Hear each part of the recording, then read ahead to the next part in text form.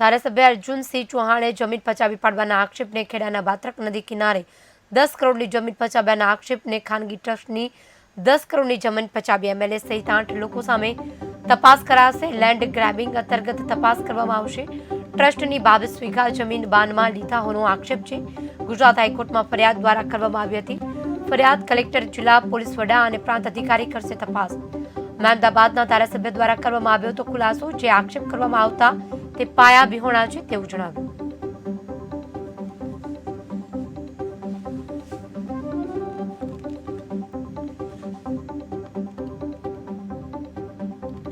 અમદાવાદ તાલુકાના સણસોલી ગામે survey number 607 તેમજ સર્વે નંબર 624માં એક લેન્ડ ગ્રેબિંગની અરજી આવી છે અને તે મુદ્દે અહીંયા તપાસ ચાલુમાં છે.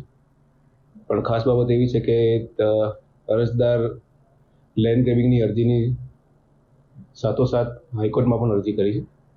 એટલે હાઈકોર્ટમાંથી સૂચના આવી છે કે અરજીનો વહેલી તકે નિકાલ કરવો જોઈએ.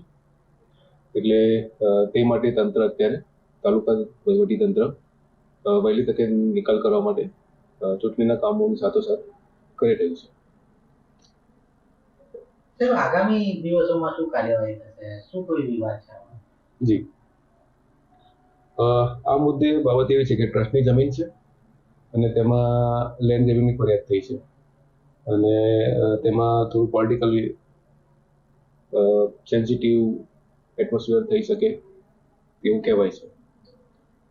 તથ્ય ત્યાં તપાસ વધારે કરીએ ત્યારે ખબર પડે.